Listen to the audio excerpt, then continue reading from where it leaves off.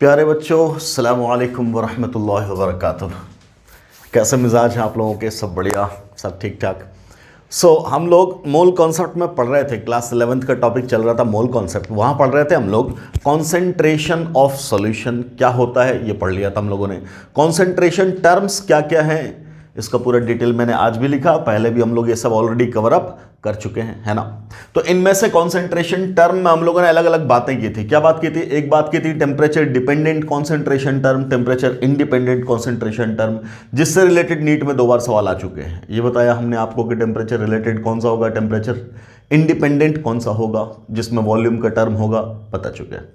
फिर बोला था mole related concentration term, mole independent concentration term, equivalent dependent concentration term. तो मोल इंडिपेंडेंट कॉन्सेंट्रेशन टर्म में ये सब अपना आ गया था 1 to 5, percentage by mass, percentage by volume, percentage mass by volume, ppm, PPB, ये सब। इन सब को हम लोगों ने ऑलरेडी डिस्कस किया हुआ है पिछले लेक्चर्स में। जो लोग नए हैं वो पिछले लेक्चर को देख सकते हैं। क्लियर? उसके बाद आए थे मोल डिपेंडेंट कॉन्सेंट्रेशन टर्म में, तब आया था अपना mole fraction, molality, molarity, formality, demal unit. इन सब में बोल रहे थे हम लोग क्या, मोल डिपेंडेंट मतलब ऐसा कॉन्सेंट्रेशन टर्म जहां डायरेक्टली मोल इन्वॉल्व्ड है। तो ये सारे थे। इन सब को भी हम लोगों ने एक एक करके पिछले लेक्चर में अपना डिस्कस किया है ना। तो लास्ट लेक्चर में हम लोग इन्हीं पे थे, मोलरिटी, फॉर्मेलिटी, डिमल यूनिट, ये सब कवर अप करके अब हम लोग आगे बढ़ रहे हैं। अपना लास्ट कॉन्सेंट्रेशन टर्म है दैट इज नॉर्मेलिटी। ठीक, let's start the new concentration term that is normality. तो नॉर्मेलिटी अपना किस पे डिपेंड करता है? नंबर ऑफ इक्विवेलेंट पे। तो मैंने बोला था इक्विवेलेंट डिपेंडेंट कॉन्सेंट्रेशन टर्म कौन सा आपका? अकेला, दैट इज नॉर्मेलिटी। तो स्टार्ट कीजिएगा, लिखिएगा सबसे पहले इसका डेफिनेशन, फिर हम लोग आगे बढ़ेंगे। लिखिए, normality of a solution is defined as, normality of a solution is defined as number of equivalent of solute, number of equivalent of solute present in, number of equivalent of solute present in 1 liter of any solution, 1 liter of solution 1 liter of solution. Normality of a solution is defined as number of equivalent of solute present in 1 liter of solution. Clear? Mathematically it is defined as normality is equal to number of equivalent of solute divided by volume of solution in liter. ये है mathematical expression of normality. Clear? तो जैसे बाकी चीज़ों में हमने आपको समझने के लिए मजबूर किया था कि क्या समझ रहे हो तुम उस टर्म से। जैसे मोलेरिटी का क्या मतलब था, तब बोल रहे थे 1 लीटर अगर सॉल्यूशन होगा तो उसमें कितना सॉल्यूट है। परसेंटेज बाय मास का क्या मतलब था, अगर 100 ग्राम का सॉल्यूशन है तो सॉल्यूट कितना ग्राम है। क्लियर? मोलेलिटी का मतलब क्या था, अगर सॉल्वेंट का 1 किलोग्राम है तो उसमें कितना सॉल्यूट डिसॉल्व किया गया। उसी तरीके से नॉर्मेलिटी का क्या मतलब है, 1 लीटर सॉल्यूशन में कितना इक्विवेलेंट है सॉल्यूट का, इसको बोलते हैं हम लोग नॉर्मेलिटी। क्लियर? इक्विवेलेंट हम लोग ऑलरेडी डिस्कस कर चुके हैं, नंबर ऑफ इक्विवेलेंट। इनफैक्ट हम लोगों ने क्या शुरू किया था, इक्विवेलेंट मास पढ़ा था। इक्विवेलेंट मास पढ़ने के बाद उसको मोलर मास से रिलेट किया था, एन फैक्टर या जेड फैक्टर से। फिर हम लोग आए थे नंबर ऑफ इक्विवेलेंट के कैलकुलेशन पे, प्रीवियस लेक्चर्स में बहुत पहले कर चुके हैं ये सब, है ना। तो नंबर ऑफ इक्विवेलेंट भी निकाल के बैठे हैं, सिंपल सब्सटेंसेस का, एटम्स का, आयन का, एसिड का, बेस का, सॉल्ट का, एक्सेट्रा एक्सेट्रा, ये सब हम लोग करके बैठे हैं। ऑक्साइड का, हैलाइड का, कार्बोनेट का, सल्फेट का, इन सब का कैसे निकालेंगे ये सब हम लोग ऑलरेडी डिस्कस कर चुके हैं अपने प्रीवियस लेक्चर में, नंबर ऑफ इक्विवेलेंट कैसे निकालते हैं। क्लियर? कोई दिक्कत? आज उसी का इस्तेमाल होना है कहां, नॉर्मेलिटी ऑफ सॉल्यूशन में। तो बेसिकली आपका गोल क्या, आपका टारगेट क्या है, somehow you have to find out equivalent of solute and somehow you have to find out volume of solution. Clear? Clear? ये हमेशा लीटर में चाहिए, लीटर में नहीं है तो लीटर में कन्वर्ट कर दो। मान लो तुम्हें एमएल में ही फॉर्मूला पुट करना है, यहां एमएल लिखो, 1000 से डिवाइड कर दो, 1000 ऊपर चला जाएगा, तब क्या हो जाएगा, इक्विवेलेंट इंटू 1000 अपॉन वॉल्यूम इन मिलीलीटर। क्या जरूरत है उसकी? क्लियर है? कोई तकलीफ? ठीक, तो सिंपल सिंपल क्वेश्चन हम लोग आगे बढ़ रहे हैं। ठीक, पहला सवाल देखो सवाल का तरीका, मान लो पहला सवाल बोला, ये सॉल्यूशन है, डायरेक्टली दिया वॉल्यूम बराबर 1 लीटर, इक्विवेलेंट ऑफ सॉल्यूट 1 दे दिया। दूसरा सवाल क्या क्रिएट कर सकते, volume of solution is 1 litre.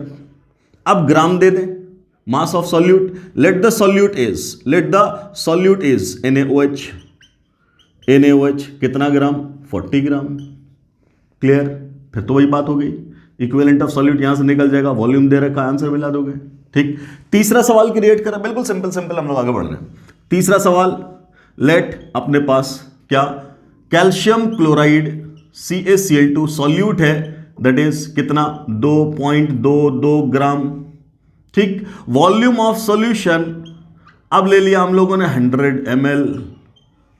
चौथा सवाल, अब यहां ले ले रहे क्या, मान लो H2SO4 डिसॉल्व किया, कितना, 0.1 मोल। ठीक, और volume of solution is 500 ml। कोई दिक्कत, क्लियर। चलो, इतने 4 टाइप के सवाल और बढ़ाएंगे इस पे। सिंपल क्वेश्चन देखो, बिल्कुल सिंपल। देखो क्या करेंगे सर, सबसे पहला सवाल देखो क्या बोला गया, डायरेक्टली जो पूछा है वो डायरेक्ट दे रखा है, हम पुट करेंगे वैल्यू, आंसर मिल जाएगा। सो नॉर्मेलिटी का फॉर्मूला क्या है, नॉर्मेलिटी इज रिप्रेजेंटेड बाय और एक्सप्रेस्ड बाय कैपिटल N। ठीक, क्या है फॉर्मूला, इक्विवेलेंट चाहिए सॉल्यूट का, दे तो रखा है, कितना इक्विवेलेंट है, 1, पुट करो value, divided by volume litre में दे रखा है। क्लियर, ऊपर की यूनिट क्या है, इक्विवेलेंट, नीचे की यूनिट क्या है, लीटर, तो इसको क्या बोल दिए, बोलो 1/1 इक्विवेलेंट पर लीटर, इसी को हम लोग बोलते हैं नॉर्मल। क्या बोलेंगे, 1 नॉर्मल सॉल्यूशन, या इसी को बोल देंगे 1N, normality is equal to 1N, जो बोल दो सब बराबर है, सिंपल। क्लियर, अगले में थोड़ा सा बढ़ाया हमने, क्या बढ़ाया कि अब आपको मास दे दिया, वॉल्यूम तो दिया ही हुआ है, ये वाला टर्म तो डायरेक्ट है, ये वाला थोड़ा सा इनडायरेक्ट किया। क्या इनडायरेक्ट किया, मास दे दिया। जैसे ही मास दे दिया तब तुम क्या बोलोगे, इक्विवेलेंट निकालोगे। ठीक है, क्या निकाल लोगे, इक्विवेलेंट निकालने का फॉर्मूला क्या था अपना, बोलो। हाँ ना, very good. Number of equivalent is equal to W upon capital E। What was capital E, equivalent mass. और इक्विवेलेंट मास निकालने का फॉर्मूला क्या था, molar mass by Z factor. Z बोलो, N बोलो, मैं इसको Z बोलता हूं, है ना। अब यहीं से इसका मोलर मास कितना है, 40, है ना, और Z फैक्टर कितना है इसका, 1। Very good, clear. ठीक, तो बेटा इसका इक्विवेलेंट मास तो हम पहले निकाल लेंगे, कितना हो जाएगा, 40/1। कोई दिक्कत, कितना हो गया, 40, डन। अब नंबर ऑफ इक्विवेलेंट की बात करेंगे तो इसी वैल्यू को यहां पुट कर देंगे, कितना मास दे रखा है, 40 ग्राम ही दे रखा है, अपॉन क्या लिखोगे, equivalent mass, that is 40, so the value is 1। कितना इक्विवेलेंट, 1। इसी बात को घुमा के बोला, सेम सवाल हो गया ना पुराना वाला। सो नॉर्मेलिटी बराबर क्या, 1 equivalent upon 1 litre, so it is 1 normal solution. Clear, कोई तकलीफ, ठीक, ओके। आगे बढ़ो तीसरे सवाल में। और थर्ड क्वेश्चन इज, तीसरे में क्या बोला, कैल्शियम क्लोराइड दिया, क्या दिया, CaCl2। बोलिए एसिड है कि बेस है कि सॉल्ट है, तो बोलेंगे सॉल्ट है ना, केटायन और एनायन दिख गया साफ साफ, तब क्या बोलेंगे, सॉल्ट है। ओके, अगर ये सॉल्ट है तो सबसे पहले क्या करोगे तुम, इक्विवेलेंट और वॉल्यूम दे रखा है, चलो वॉल्यूम को लीटर में बनाना है, अब वहां तक लीटर दिया था, अब ml दिया, 1000 से डिवाइड करेंगे, 0.1 लीटर ये आ गया, तो ये वाला काम तो रेडी है, इसी को तो निकालना है। नंबर ऑफ इक्विवेलेंट निकालना है, सबसे पहले इसका इक्विवेलेंट मास तो बताओ, तो क्या बोलेंगे, equivalent mass is equal to molar mass upon Z। Molar mass कितना है इसका, 111, जोड़ दोगे ना, 35.5 into 2 is equal to 71 plus 40 is equal to 111, ये हो गया molar mass upon Z factor. तो ये सॉल्ट में टोटल पॉजिटिव चार्ज कितना है, 2, या टोटल नेगेटिव चार्ज कितना है, 2, वही तो Z फैक्टर है, डिवाइडेड बाय 2, ये तो हो गया इक्विवेलेंट मास। बोलिए कोई कंफ्यूजन, ओके।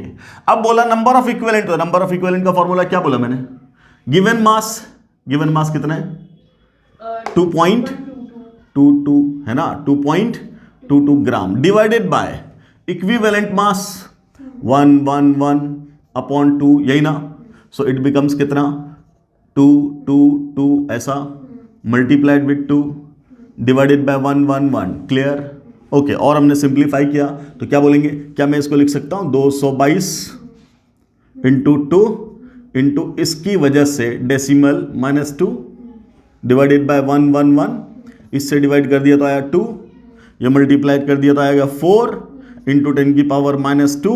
क्या ये इक्विवेलेंट निकल गया? ये तो इक्विवेलेंट है।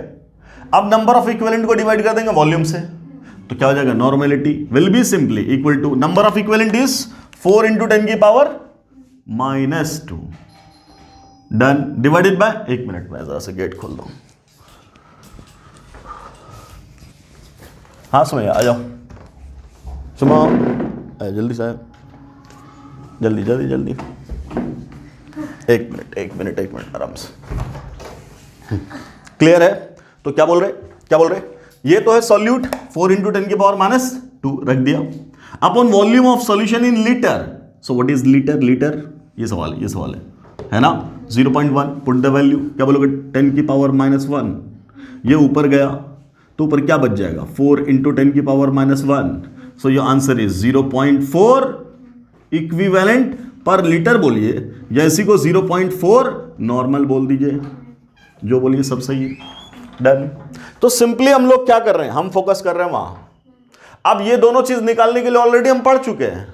क्लियर? फिर हम यहां पे 25 फॉर्मूला नहीं बनाएंगे, सिर्फ एक, मैंने क्या बोला, एक इक्वेशन पे रिलाई करो और मैथमेटिकल ब्रेन लगाओ, जो पुराने फॉर्मूले है उसको रिकॉल करो, उसके मदद से यहां लाने की कोशिश करो। नो डाउट हम डेराइव करके फिर से हम बहुत सारे फॉर्मूला बना सकते हैं। इक्विवेलेंट मास के टर्म्स में बना देंगे, मोलर मास के टर्म्स में बना देंगे, मोल के टर्म्स में बना देंगे, मिली मोल के टर्म्स में बना देंगे। क्या फर्क पड़ रहा है? इतना फॉर्मूला मगअप करने की जरूरत बिल्कुल नहीं है। जो पढ़ चुके हैं वो हमारी मेमोरी में ऑलरेडी है, नई चीज उसको इंसर्ट करते चले जा रहे हैं, न कि पुराना और नया मिलाकर 25 नए इंफॉर्मेशन, ऐसा नहीं। Clear? Okay, what about next? यही तो है, ठीक। अब यहां क्या बोल रहे हैं? आपको दे दिया क्या? मोल, और क्या दिया? वॉल्यूम। क्लियर? अभी तक इक्विवेलेंट दिया, मास दिया, अब मोल दे दिया। ठीक, ओके, करते हैं। चलो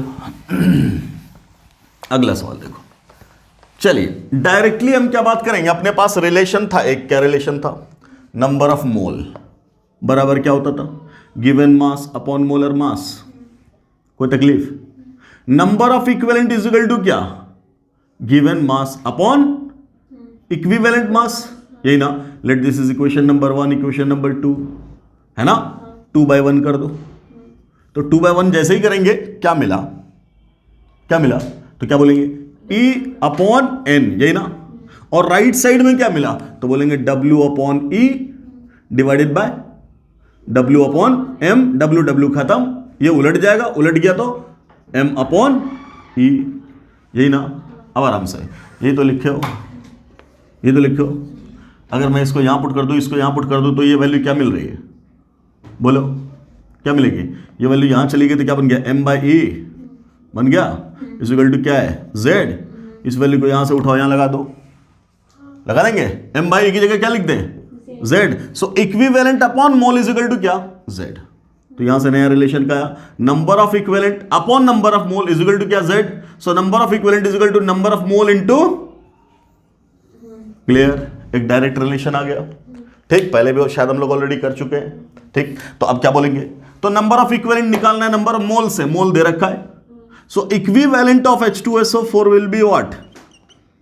अभी तो बोलेंगे मोल कितना है? 0.1 इंटू Z।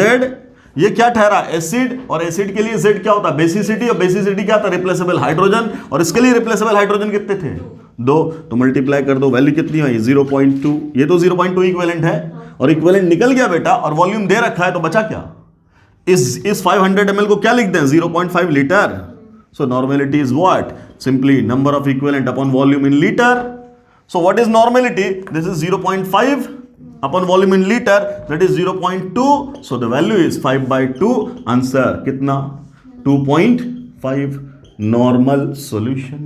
देख लो। तो अलग अलग टाइप के सवाल फ्रेम किए जा सकते हैं, हम लोग बहुत आसानी से अपना आंसर भी दे सकते हैं। मास के टर्म्स में दिया, मोल के टर्म्स में दिया, इक्विवेलेंट के टर्म्स में दिया। क्लियर? अभी तक तो ये बातें थी। अभी तक हम लोगों ने डेंसिटी का इस्तेमाल नहीं किया। एक ऑप्शन वो भी है, क्या ऑप्शन है? कि मास सॉल्यूट का दे दें, मास सॉल्वेंट का दे दें, या मास सॉल्यूशन का दे दें, और क्या निकाल दें कि भाई साहब डेंसिटी का इस्तेमाल करो, वॉल्यूम ऑफ सॉल्यूशन निकालो।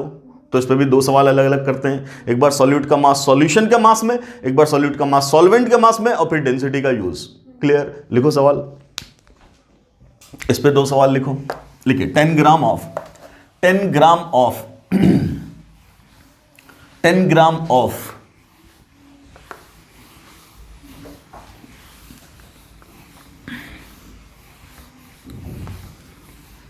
10 gram of calcium carbonate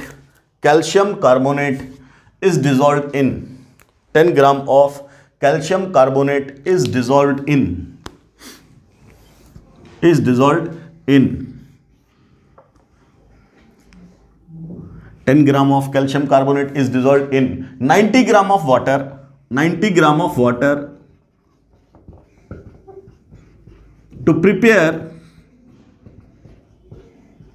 a solution whose density is 1.2 gram per ml. Calculate normality. Whose density is 1.2 gram per ml. Calculate normality of the solution. Calculate normality of the solution. ये वो पहला सवाल। यहां क्या किया आपने? Solute को solvent में डिसॉल्व किया। सॉल्यूशन नहीं है, इन दोनों का समी तो सॉल्यूशन बनेगा। क्लियर। अगला सवाल 4.9 gram of sulphuric acid 4.9 gram of sulphuric acid is present in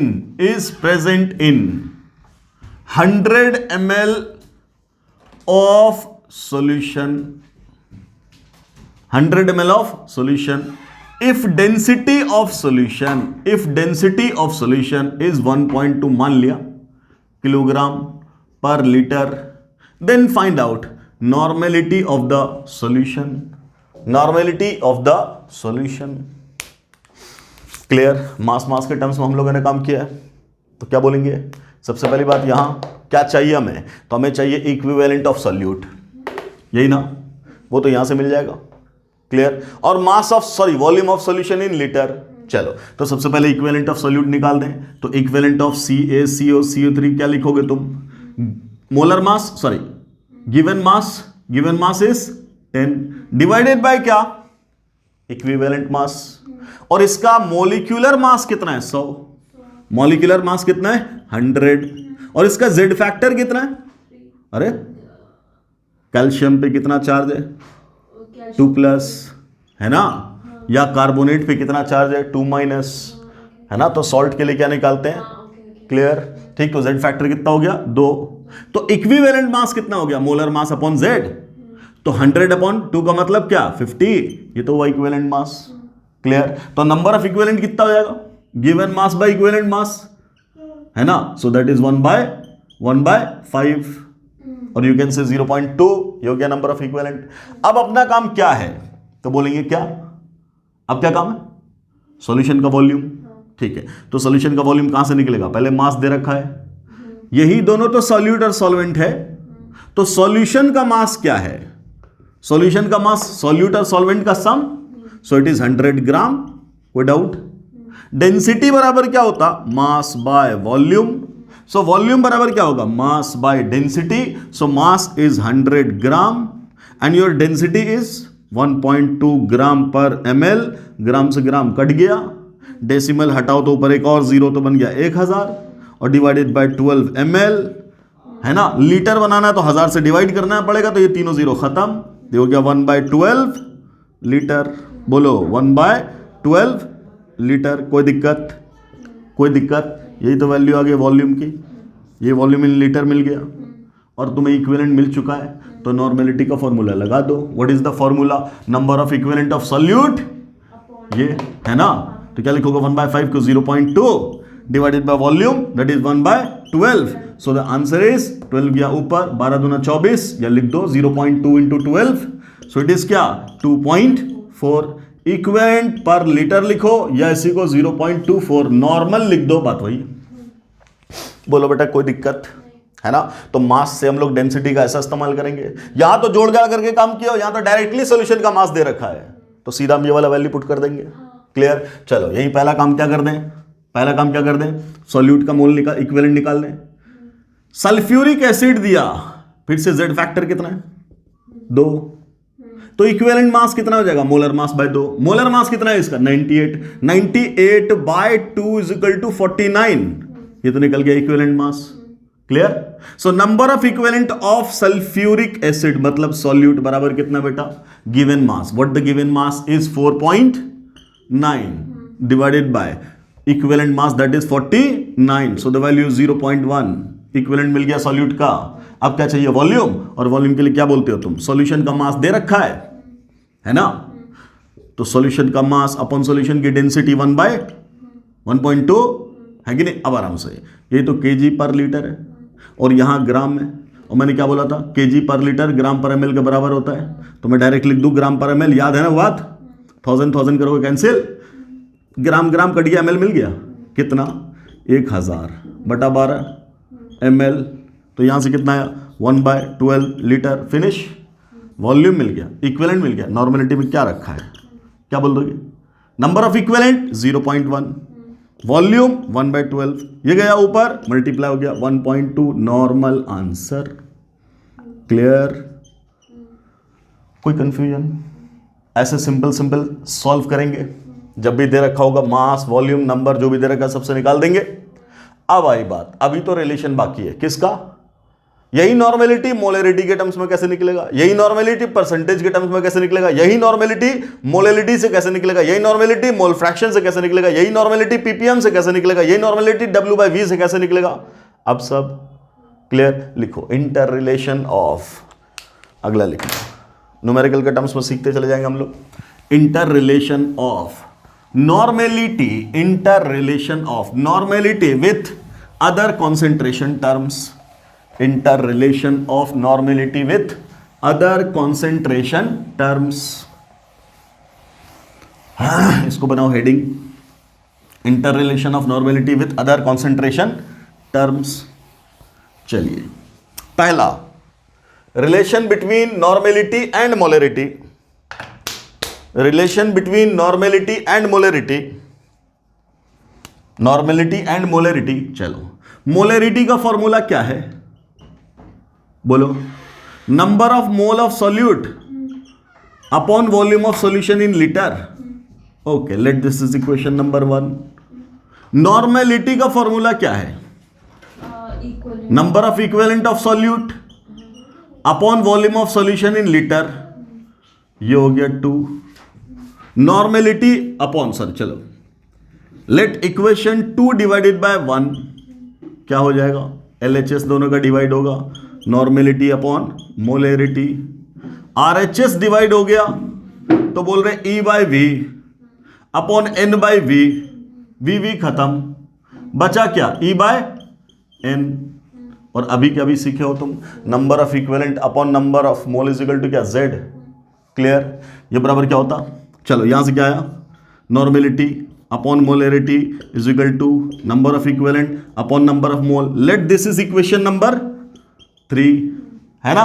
चलो, ऑल्सो क्या, number of mole, sorry, number of equivalent is equal to number of mole into Z, जानते हैं ना, या यूं कह दो, number of equivalent upon number of mole is equal to Z, let this is equation number 4, इसको put कर दे यहां, ठीक है ना। तो क्या बोलेंगे, फ्रॉम 3 and 4 क्या बोलोगे, normality upon molarity is equal to, right side की जगह Z, तो नॉर्मेलिटी बराबर क्या आया, मोलरिटी इनटू Z, final solution. This is relation between normality and molarity, normality and molarity. Clear, ठीक। फिर हमने क्या बोला तुमसे, इस फॉर्मूला के रट्टा मारने की कोई जरूरत, ठीक है, फॉर्मूला अपना आ गया, बाकी हम लोग क्या बोल रहे हैं, बगैर हम फॉर्मूला के भी सॉल्व कर सकते हैं, मैथमेटिकल लगाएंगे, हाँ, यहां से एक लाइन में आंसर सॉल्व हो जाएगा, done.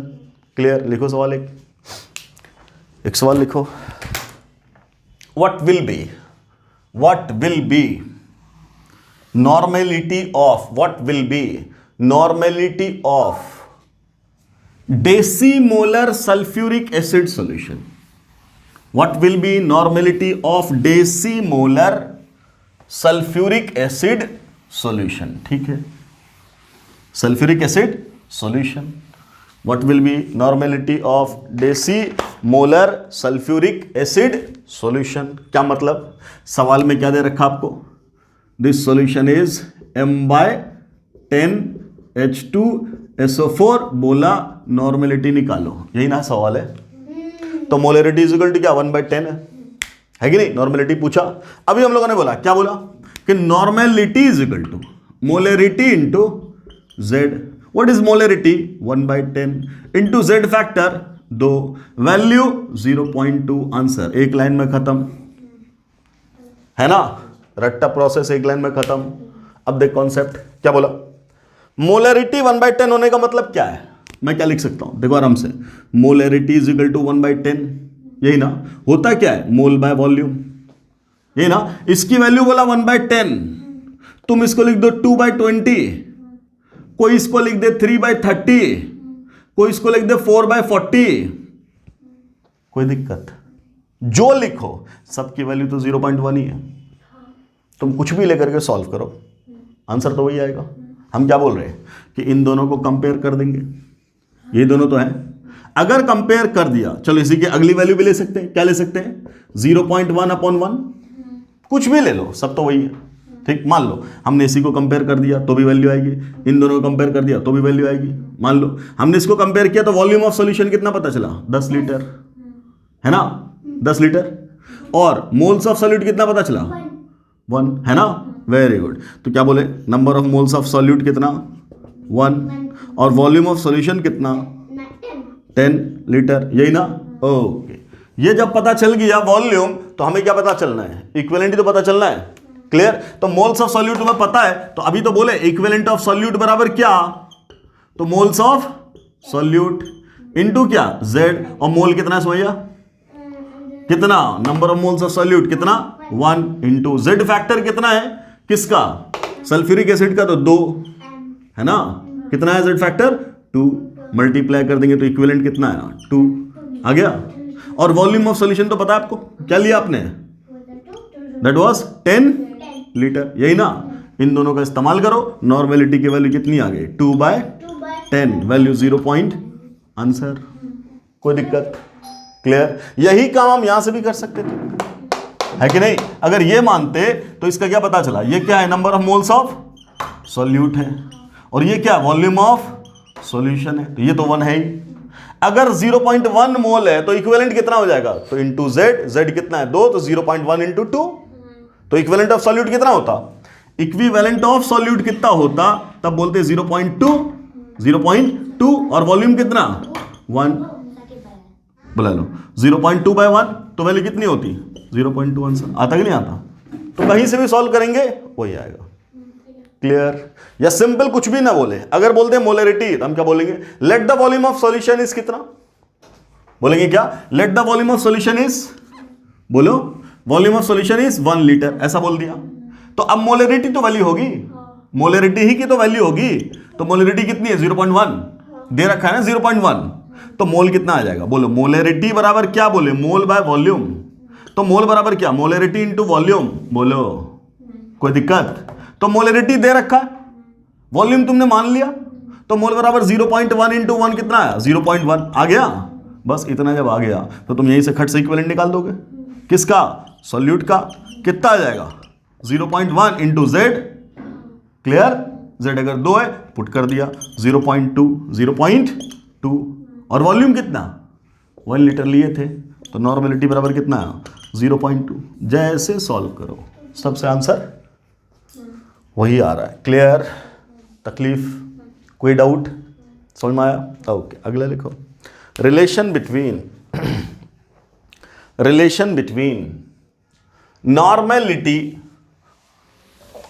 Normality and percentage W/V, percentage W/V, relation between normality and percentage W/V, ठीक है।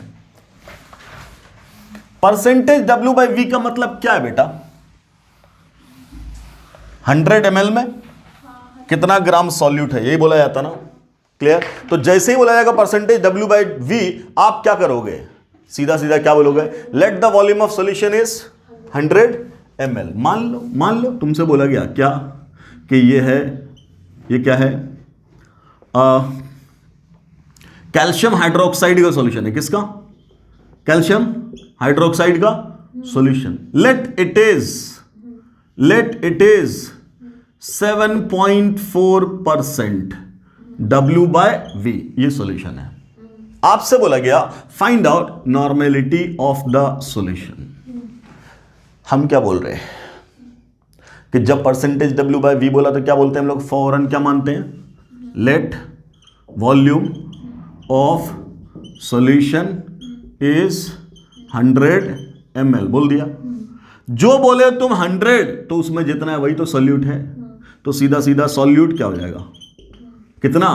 7.4 ग्राम। नहीं क्या? क्योंकि W/V है।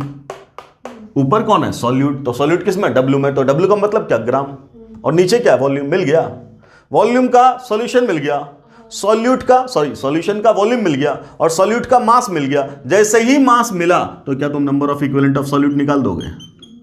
Given mass 7.4। इक्विवेलेंट मास ही तो बोलेंगे, यही साइड में काम कर लेंगे। Equivalent mass is equal to क्या? Molar mass upon Z। बोलो मोलर मास कितना है इसका? 74 है कि नहीं? क्लियर? और डिवाइडेड बाय कितना ये क्या है? बेस है। कितना OH है? 2, तो ये तो इसका Z है, तो वैल्यू कितनी हो गई? 37। ये वो इक्विवेलेंट मास डिवाइड कर देंगे 37 से। This can be written as 74 into 0.1 divided by 37। Divide कर दिया तो 2, मल्टीप्लाई कर दिया 0.2। क्या आया? Equivalent of solute. What about solution का वॉल्यूम? कितना लिया आपने? 100 ml। लीटर में ये 0.1 लीटर हो जाएगा। तो नॉर्मेलिटी बराबर क्या? Number of equivalent upon volume. 0.2 upon 0.1 का मतलब क्या हो गया बेटा? 2। आंसर। कोई दिक्कत? ऐसे परसेंटेज W/V में क्या करना है? सीधा ऐसा क्या मानेंगे? 100 ml मानेंगे, उसमें जो परसेंटेज है वही सॉल्यूट का मास है। उस सॉल्यूट के मास को इक्विवेलेंट निकाल दिया, वॉल्यूम चाहिए सॉल्यूशन में, डिवाइड कर दिया, आंसर है। कहीं पे डाउट है पूछो, आराम से एक बार देख लो, सुकून से देख लो, कहीं पे डाउट है पूछो।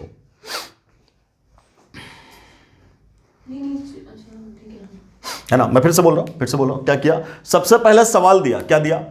इतना परसेंट W/V था। जैसे ही परसेंटेज W/V बोला, अपना पहला काम क्या है? Late the volume of solution is 100 ml। 100 जैसे ही तुम माने, अब जो परसेंटेज होगा वही होगा। लेट X%, तो X ही तो ग्राम हो जाएगा। तो क्या हो जाएगा? सॉल्यूट का मास कितना हो गया? इतना ग्राम। हमें तो इक्विवेलेंट चाहिए। क्यों? हमारे दिमाग के सामने सीधा फॉर्मूला है, नॉर्मेलिटी बराबर इक्विवेलेंट अपॉन वॉल्यूम। अगर ये मास में दिया तो इक्विवेलेंट मास से डिवाइड कर देंगे। क्लियर? तो number of equivalent is equal to mass by equivalent mass. तो मास तो पता था, अब इक्विवेलेंट मास निकालने के लिए ये फॉर्मूला था, molar mass by Z factor इसका कितना है? तो ये पता चल गया, इससे 2 है। क्लियर? तो इसका मोलर मास हमने गिन के निकाल दिया। इसका एटॉमिक मास 40 और ये 16 प्लस 1 17, 17 दूना 34, 34 प्लस 40 74, तो 74 लिखा molar mass, divided by Z factor 2, यहां डिवाइड कर दिया, 37 आया इक्विवेलेंट मास। तो गिवन मास को इक्विवेलेंट मास से डिवाइड कर दिया, पॉइंट हटाया 0.1 लगाया, इसको डिवाइड कर दिया 2, मल्टीप्लाई हो गया 0.2। ये आ गया इक्विवेलेंट ऑफ सॉल्यूट। ये जब आ गया, अब देखा वॉल्यूम क्या लिया था? 100 ml। इसको चाहिए लीटर में, बिकॉज फॉर्मूला में ये लीटर है। क्लियर? तो 1000 से डिवाइड कर दिया, गया 0.1, है ना? अब नॉर्मेलिटी बराबर इक्विवेलेंट अपॉन वॉल्यूम, है कि नहीं? कितना इक्विवेलेंट है? 0.2। कितना लीटर है? 0.1, डिवाइड कर दिया 2। Clear?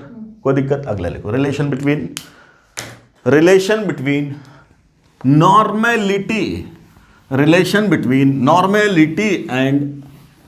Normality and percentage W/W। यही तो अभी तक परसेंटेज W/V लिए थे ना।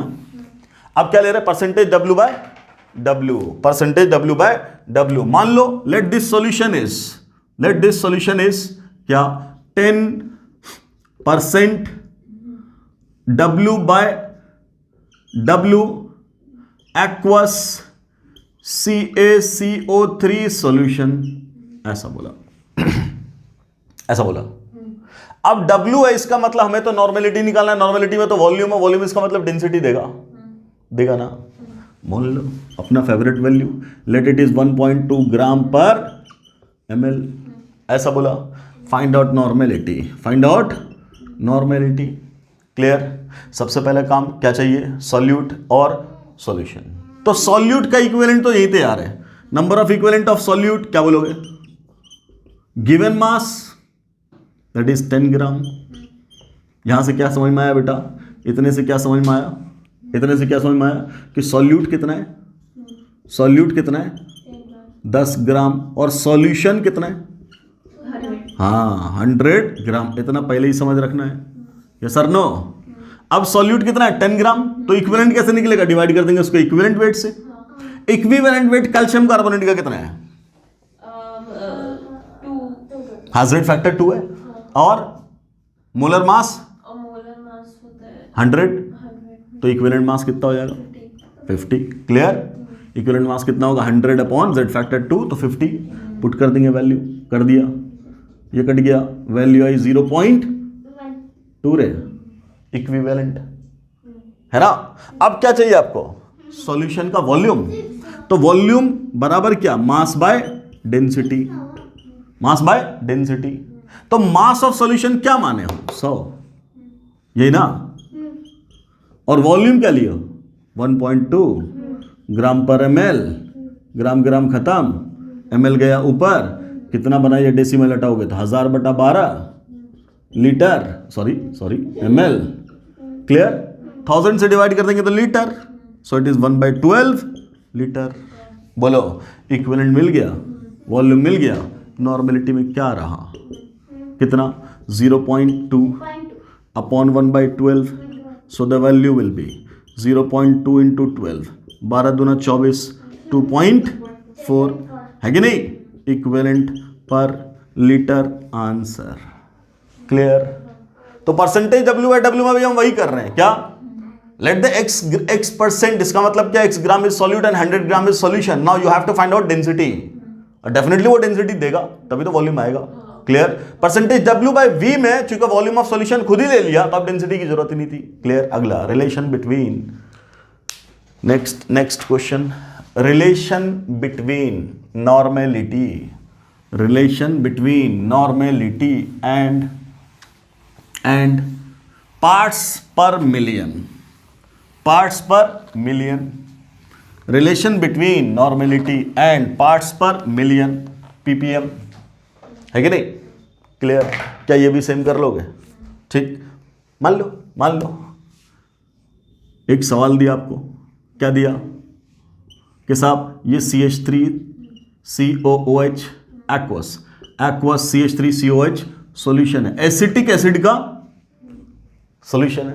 क्लियर? जिसकी वैल्यू दे रहा है आपको, this solution is rated as क्या? ऐसा बोला 60 ppm। क्या बोला? 60 ppm।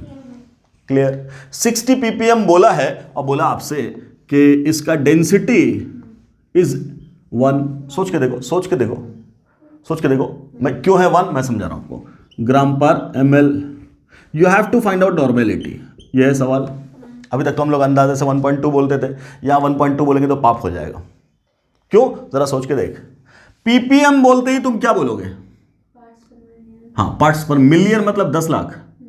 10 लाख। 1 ppm का मतलब क्या होता?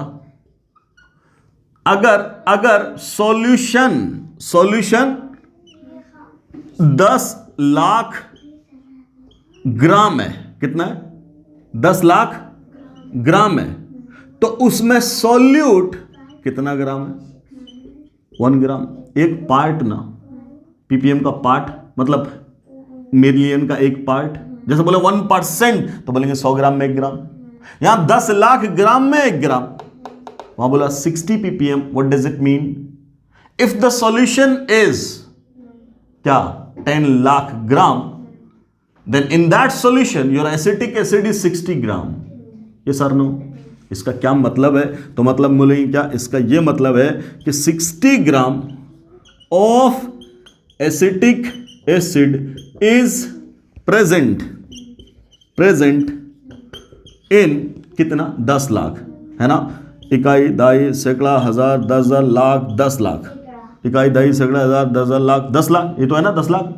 10 लाख ग्राम, हाँ सैकड़ों है ना, 10 लाख ग्राम ऑफ सॉल्यूशन। समझ मारी बात? 10 लाख ग्राम, समझ रहे हो तुम? 10 लाख ग्राम है ना। 10 लाख ग्राम का मतलब क्या, कितना किलोग्राम? कितना किलोग्राम? 3 जीरो हटा दो तो कितना आया?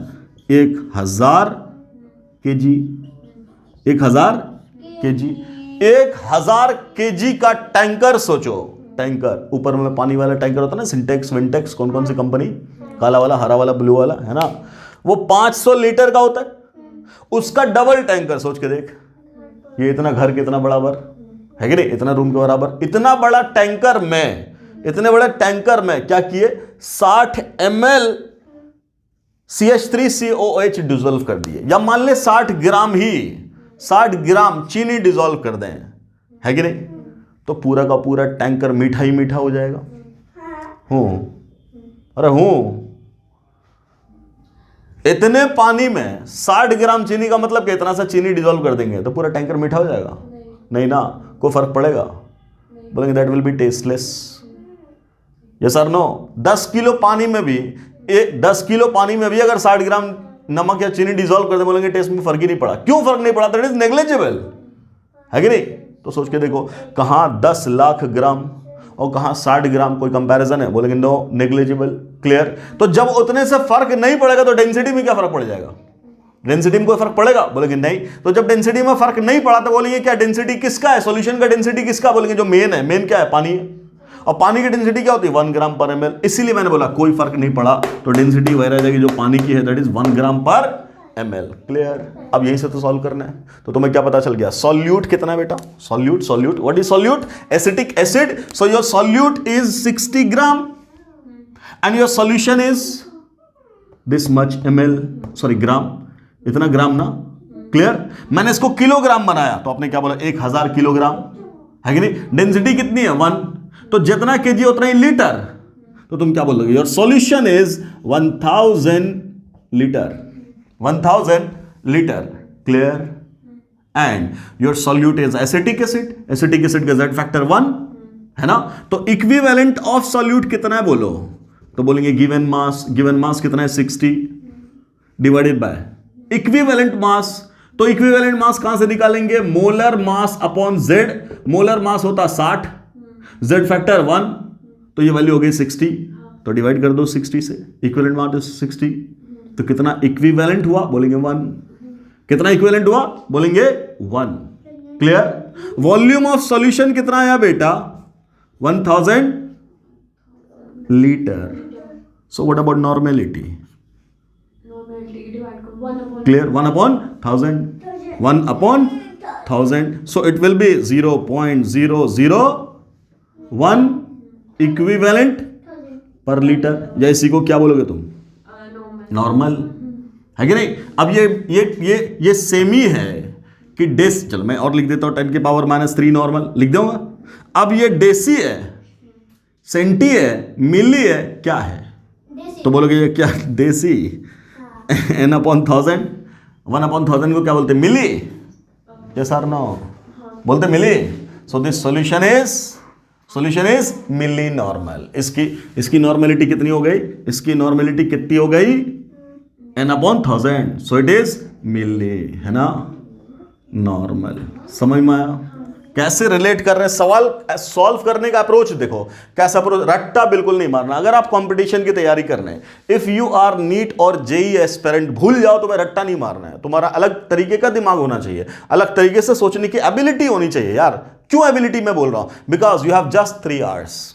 सिर्फ 3 घंटे हैं, सिर्फ 3 घंटे हैं और आपके पास इतने सारे क्वेश्चंस हैं जिसमें आपको variety of questions and variety of दिमाग चलाना है। तो जब तक तुम्हारा दिमाग डाइवर्स नहीं होगा, डिफरेंट डायरेक्शन में जल्दी सोचने लायक नहीं होगा, तो तुम टैकल ही नहीं कर पाओगे। तुम अगर फॉर्मूला रट्टा मार रहे हो इसका मतलब तुम यूनिडायरेक्शनल चल रहे, इसका मतलब वहां पे 3 घंटे में तुम संभाल ही नहीं पाओगे अपने आप को।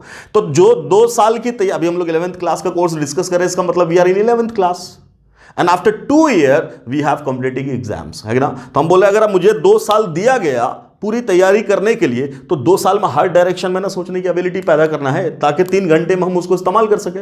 और 2 साल जब तुम यूनिडायरेक्शनल चलते रहोगे तो 3 घंटे के अंदर लास्ट डे में कैसे तुम सोच लोगे मल्टीपल चीजें।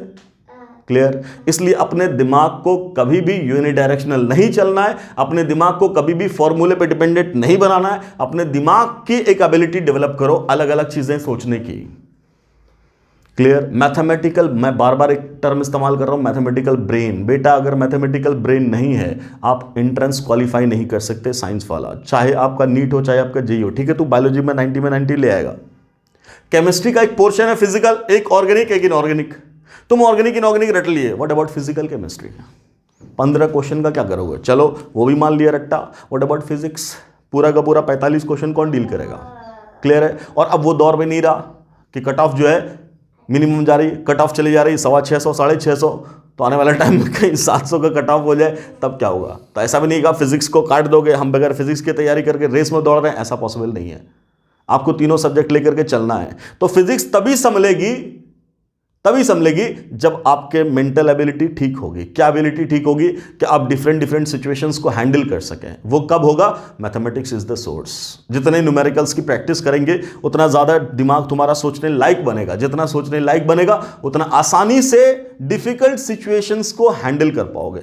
अदरवाइज रट्टा के फील्ड में अगर गए तो यूनिडायरेक्शनल दिमाग चलेगा, उससे एंट्रेंस क्वालिफाई होने की पॉसिबिलिटी नहीं है। आपको लगेगा कि हम सब कुछ कर ले रहे हैं, लेकिन आप कर नहीं पाओगे, डेफिनेटली नहीं कर पाओगे। क्लियर? तो इसलिए प्लीज रिक्वेस्ट है कि मल्टीपल क्वेश्चंस लगाने की कोशिश करो और कभी भी फॉर्मूला, हाँ फॉर्मूले पे आना है। मैं क्या बगैर फॉर्मूले के कहीं जा रहा हूं? आ रहा हूं, बट मैंने क्या किया? मिनिमाइज कर दिया आपके फील्ड ऑफ फॉर्मूला को। Clear? Minimum number of equations का इस्तेमाल करना और काम करना है। क्लियर? ओके, चलो। तो अभी तक किसमें रिलेशन हो गया? किसमें हो गया? नॉर्मेलिटी और पीपीएम में, है ना? ठीक, अगला लिखो। Relation between normality and molality. Normality and molality. ठीक, आपको अगर डायरेक्ट मोलैलिटी दे दिया और बोला नॉर्मेलिटी निकालो बेटा, क्या करेंगे? सोच के देखो। Relation between normality and molality, let, हमें ऐसा बोला गया एक सॉल्यूशन है। ठीक, किसका? NaOH का। ठीक है, बोला इस सॉल्यूशन की एक्वस NaOH सॉल्यूशन, ऐसा बोला। ठीक, आपको बोल दिया कि यहां जो मोलैलिटी है सॉल्यूशन की दैट इज 0.4, ऐसा बोला। मोलैलिटी सॉल्यूशन का क्या? 0.4 मोलल सॉल्यूशन। क्या डेंसिटी की जरूरत है? पहले मुझे एक बता। हमें जाना है नॉर्मेलिटी में, और नॉर्मेलिटी का फॉर्मूला होता है इक्विवेलेंट अपॉन वॉल्यूम। क्या हमें डेंसिटी की जरूरत पड़ेगी? बिल्कुल बोलेंगे पड़ेगी, क्योंकि मोलैलिटी का मतलब क्या होता? इसको मैं क्या लिख सकता हूं? 0.4 mole of solute upon 1 kg of water, बोल सकता हूं ना, है ना? ये सॉल्यूट है कि नहीं? ये तो फॉर्मूला होता moles of solute upon mass of solvent. तो क्या कहीं वॉल्यूम आया? इसका मतलब हमें डेंसिटी चाहिए, नहीं चाहिए क्या? लेकिन वहां पर तो वॉल्यूम है ना, यहाँ वॉल्यूम है, और यहाँ आपको पहुंचना है यहाँ से, तो क्या यहाँ कहीं वॉल्यूम है? नहीं ना? तो क्या डेंसिटी की जरूरत पड़ेगी? अरे मास से वॉल्यूम में जा रहे हैं बगैर डेंसिटी के?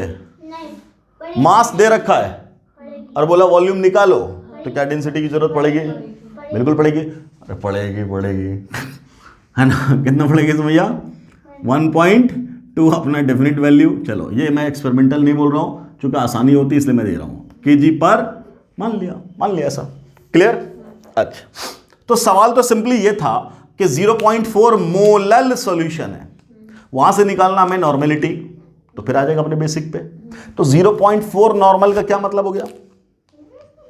क्या मतलब हो? एक तो मैंने वो जो लिखा ऊपर 0.4/1, तो वहां से कंपैरिजन से क्या बोल देंगे? 0.4 mole of solute is present in 1 kg of solvent, और डेफिनेशन से भी वैसे ही निकाल सकते हैं। आप चाहो 40/100 कर लो, सब बराबर है। 400/1000 कर लो, वो भी बराबर है। क्लियर? 4/10 कर लो, वो भी बराबर है। कुछ भी कर लो, सबसे आंसर वही आएगा। ठीक, तो अपने बेसिक डेफिनेशन पे जा रहे हैं। क्या मतलब है इसका? इसका मतलब क्या है? मोलेलिटी ऑफ सॉल्यूशन का मतलब मैंने क्या डेफिनेशन, अब समझ, अब तुम्हें समझ में आ रहा होगा डेफिनेशन का भी यूज है। हम लोग डेफिनेशन को ऐसे निकाल देते हैं, क्या डेफिनेशन लिखेंगे? डेफिनेशन का मतलब है, क्या मतलब है? How many moles of solute are present in 1 kg of solvent. Clear? तो हम क्या बोलेंगे? Let the mass of solvent is 1 kg, माना? क्लियर? तो अब जो मोलेलिटी है वही तो हो जाएगा क्या? Moles of solute. So number of moles of solute, what is solute? NaOH। NaOH कितना लियो? 0.4। क्या ये हो गया? इतनी बात समझ में आई?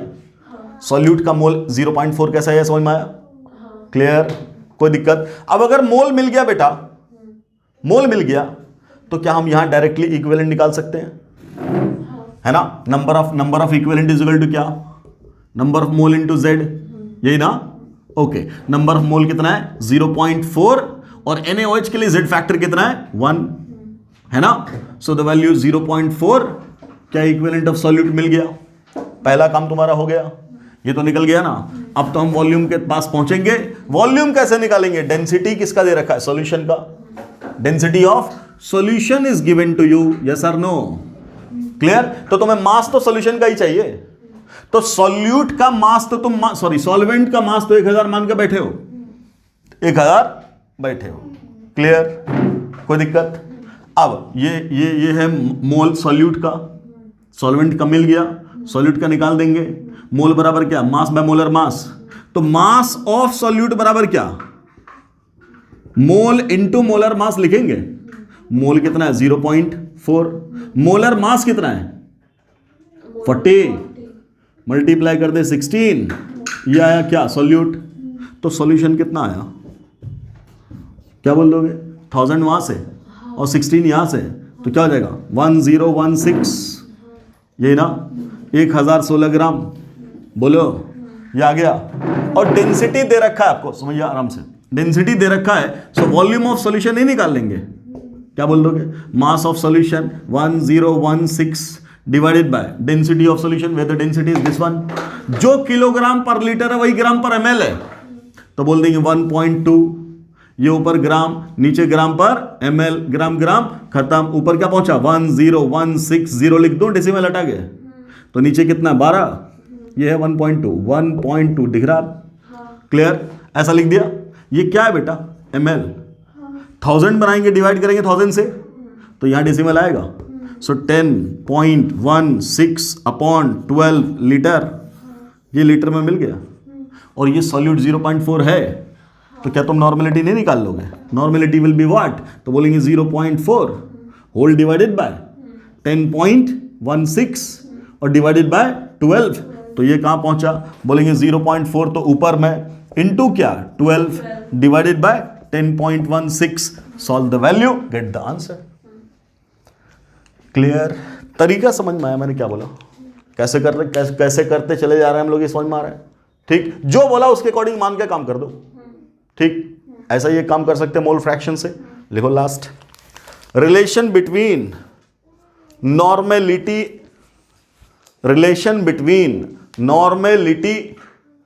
And mole fraction. Relation between normality and mole fraction.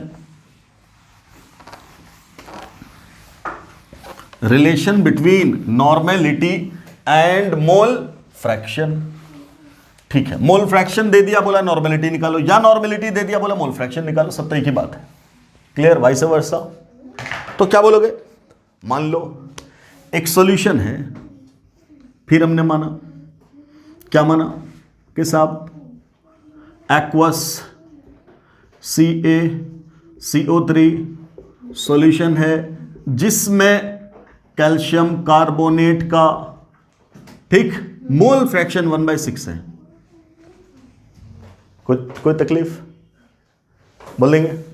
ठीक, 1/6 नहीं, सॉरी, दैट इज 1/51 है ना? And density of solution is, चलो फिर मैं मान रहा हूं 1.2 ग्राम पर ml। बोला नॉर्मेलिटी निकालो, नॉर्मेलिटी निकालो ऐसा। तो नॉर्मेलिटी के लिए तो फिर वही बात ना, number of equivalent of solute, solute कौन है, कैल्शियम कार्बोनेट है कि नहीं, और वॉल्यूम ऑफ सॉल्यूशन ये तो चाहिए। ओके, ये अपना मामला है। जैसे ही मोल फ्रैक्शन बोला, इस पे हम लोग पहले भी काम कर चुके हैं। मोल फ्रैक्शन, हाँ वेरी गुड, है कि नहीं। मोल फ्रैक्शन ऑफ CaCO3 हम लोगों ने लिखा, तो हम लोग लिख सकते हैं this can be written as number of moles of CaCO3 whole divided by number of moles of CaCO3 plus number of moles of H2O, this can be written, लिख दिया। इसकी वैल्यू 1/50, 1 का मतलब 1 + 50 लिखेंगे, कोई दिक्कत, क्लियर है। इसका मतलब क्या हुआ, इसका मतलब क्या हुआ, कंपेयर कर दो, इससे इसको कंपेयर करोगे, इससे इसको कंपेयर करोगे, इससे इसको कंपेयर कर दिए, तो क्या पता चला, number of moles of CaCO3 कितना आया, बोलेंगे 1 आया ना 1, and number of moles of H2O कितना आया, तब कितना आया 50, बोलेंगे क्लियर। ठीक, यहां से मास निकाल देंगे, यहां से मास ऑफ CaCO3 क्यों निकाल रहे हैं मास, क्यों निकाल रहे हैं मास, क्योंकि जैसे ही मोल मिल गया तो अब इक्विवेलेंट में क्या रह गया, चलो हम काम कर ही देते हैं। नंबर ऑफ इक्विवेलेंट तो मिल गया, नंबर ऑफ मोल कितना है 1, इसका जेड फैक्टर कितना है कैल्शियम कार्बोनेट का, कितना 2, क्लियर। तो इक्विवेलेंट कितना हो जाएगा 1 × 2, 1 × 1 मोल है, जेड फैक्टर 2 है, तो इक्विवेलेंट कितना हो गया 2, क्लियर। तो ऊपर क्या पुट कर देंगे 2, ये मिल गया, ये मिल गया, नीचे वाला चाहिए वॉल्यूम, वॉल्यूम कहां से निकलेगा, मास से, क्यों, डेंसिटी दे रखा है, क्योंकि मास तो दिया ही नहीं ना, तो डेंसिटी दे रखा है, तो क्या निकालोगे तुम, इसका मास, इसका मास कितना आया, तो कितना मोल है, 1 मोल, 1 मोल का मास 100 ही तो होता है, किसके, कैल्शियम कार्बोनेट के, मोलर मास 100, ओके। यहां से बात करें तो मास कितना, H2O का मास कितना, 1 मोल का मास कितना 18, तो 5 का कितना 90, तो 50 का कितना 900, यहां से 900 और यहां से 100 जोड़ देंगे तो मास ऑफ सॉल्यूशन आएगा, ये तो सॉल्वेंट है, कितना हो गया 1000 ग्राम, क्लियर, कोई दिक्कत, ओके, ये ग्राम आ गया। वॉल्यूम क्या होगा, मास बाय कितना 1.2, ये ऊपर ग्राम, ये ग्राम पर ml, ग्राम ग्राम खत्म, है ना। ये चला गया डेसिमल की वजह से, एक और 0 ऊपर, 1 2 3 4 हो गया, अपॉन क्या 12, ये क्या मिलीलीटर, 1000 से डिवाइड कर दोगे लीटर मिल जाएगा, कितना लीटर बेटा 10/12 लीटर, यही ना, वैल्यू पुट करो, कहां, यहां, क्या हो जाएगा 10/12, 12 गया ऊपर, कितना मिल गया 2 × 12 अपॉन क्या 10, value 24/10, so it is 2.4 normal solution, answer done.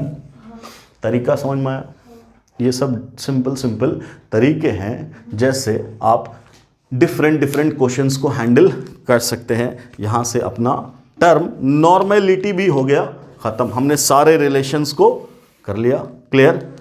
अब अपने अगले क्लास में हम लोग डिस्कस कर सकते हैं क्या, कि इसमें डाइल्यूशन कर दिया जाए तो क्या फर्क पड़ेगा, अलग अलग सॉल्यूट मिला दिया जाए, है ना, अलग अलग सॉल्यूशंस मिला दिए जाएं, तब क्या होगा, जिसको बोलेंगे law of dilution, law of intermixing, है ना। आगे चल करके पीएच भी पढ़ सकते हैं, जिसका इस्तेमाल है, कहाँ है इस्तेमाल पीएच का, इक्विलिब्रियम चैप्टर में। आयनिक इक्विलिब्रियम जब पढ़ेंगे तो वहाँ पूरा आयनिक इक्विलिब्रियम ही इनफैक्ट एक पूरा पीएच का ही चैप्टर है, केमिकल इक्विलिब्रियम और आयनिक इक्विलिब्रियम। आयनिक इक्विलिब्रियम पूरा का पूरा पीएच है और कुछ भी नहीं, अलग अलग सॉल्यूशंस का पीएच ही निकालना है आपको, तो उसका भी स्टडी हम लोग कर लेंगे। फिर हम लोग आएंगे अपने टॉपिक रिडॉक्स में, क्लियर, इतनी बात समझ में आ गई।